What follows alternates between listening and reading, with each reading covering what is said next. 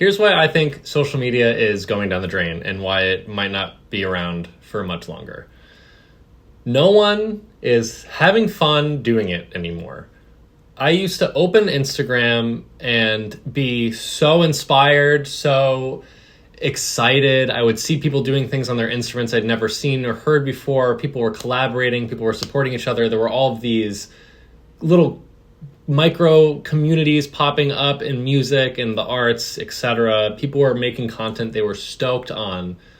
And now I don't know a single artist who is excited about what they have to do to promote their album, to promote their single, to promote their next EP, right? They're all sitting there going, well, okay, I have a release coming up, so I need to do this cringy video of me sitting in my car and pretending to play my new song to my best friend for the first time and have them react like, oh my God, this is crazy, right? Like, and if I don't do that, my label's going to be upset because I'm not doing the hot TikTok trend to promote the album, and therefore I will become irrelevant and won't get any support for my project, right? So now what we have is a cycle of artists who aren't excited about the content they're creating because they're just hopping on Instagram, TikTok trends that they're hoping will launch their EP or their, record into a viral,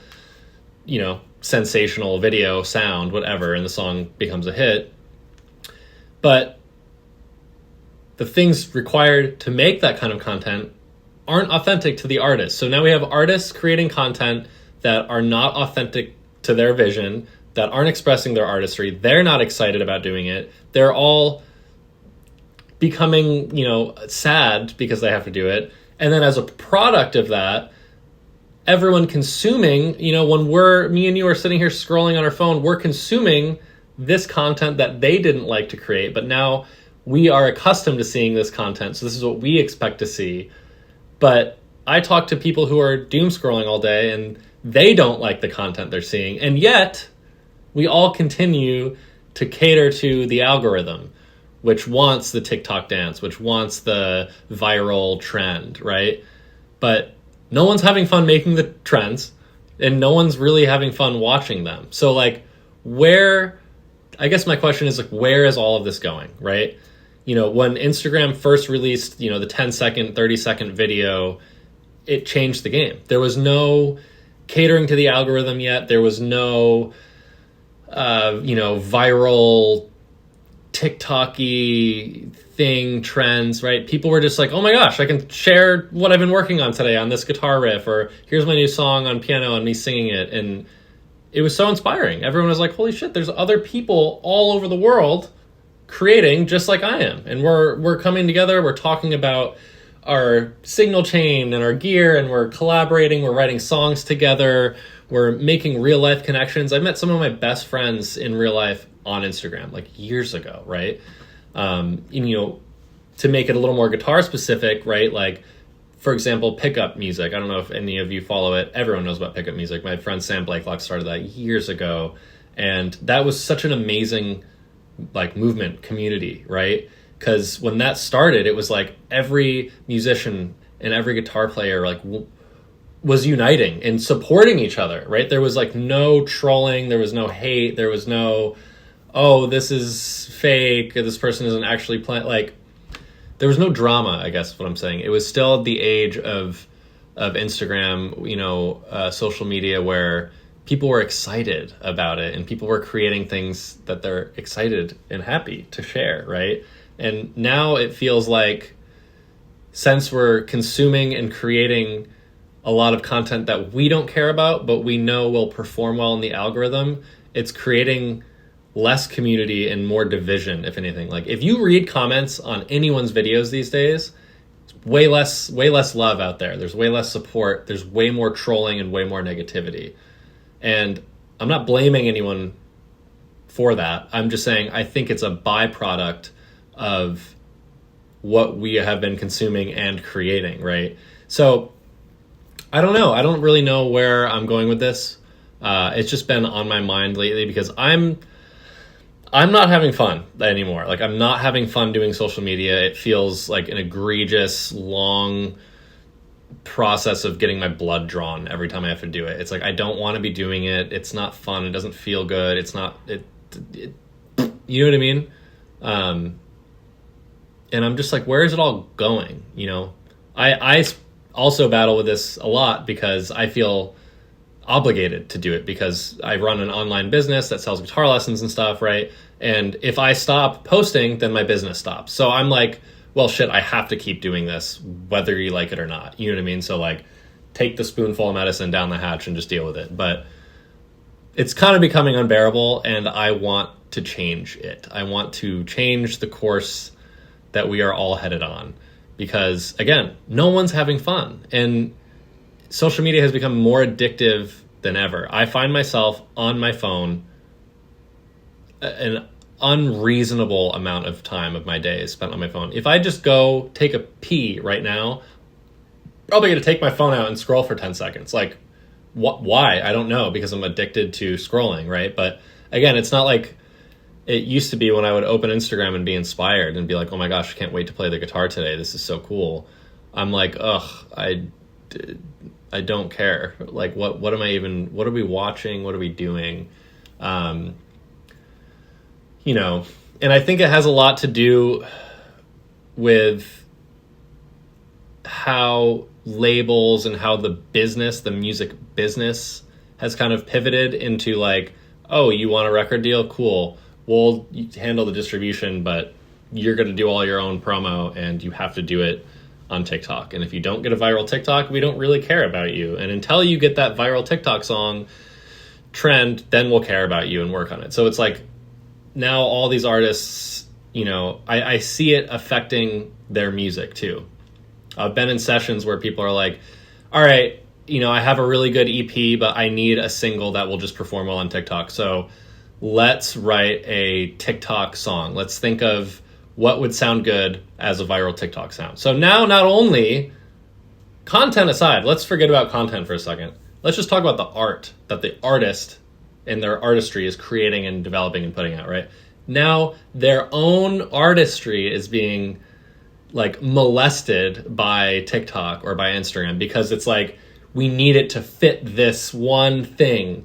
And if it means sacrificing what I am, who I am as an artist, and what I want to express, then so be it. Because that's the kind of only way to success, it feels like, for a lot of artists these days. And debatably, it kind of is, because if you don't have a viral TikTok, you don't have a lot of streams. If you don't have a lot of streams, you're not going on tour. If you're not going on tour and you have no money, like, how are you going to continue to make art or make a living, period, right? So, yeah, you know, I'm kind of just bringing this all up because I just want to see if I'm alone in feeling like this. I've talked to a lot of my friends. They all feel very similar. But, you know, I would love to open up a conversation on what's next, how we all plan on moving forward. You know, it's like, we're on the horse, and where is it leading us? Like, how long are we going to just sit on this rogue horse? You know, what if we end up 50 miles in the middle of the woods and then we have to walk out of it and there's no food or water? Like, we're kind of hosed. You know what I mean? So, you know, how do you feel about it? How is your experience, whether you're an artist or a creator or a musician, whatever, or not? Even if you just like watching YouTube videos, like watching Instagram or TikTok videos. YouTube, I will say, seems like it's still pretty intact. Like, there's people creating content that is long and fun and engaging and nice, right? I'm really just talking about Instagram and TikTok.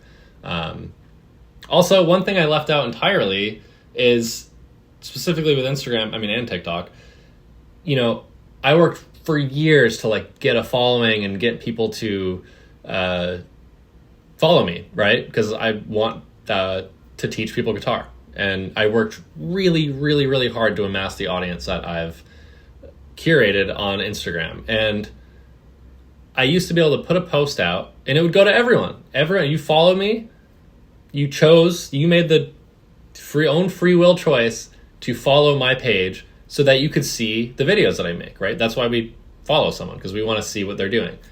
And I used to make a video, put it out, and all my followers would see it. And now what Instagram does, I can even pull up the demographics if any of you don't believe me. What Instagram does now, I have like 156,000 followers on Instagram right now. And when I put a video out, if I look at the demographics, even if the video does pretty well, let's say it gets, 2,000 likes or something, 100,000 views, 98% of those viewers are not followers. 0.2, zero, literally, 0.1 to 2% of my videos are sent to my followers. If I want my own followers to see my video, I have to pay for an ad in order for it to get to my followers.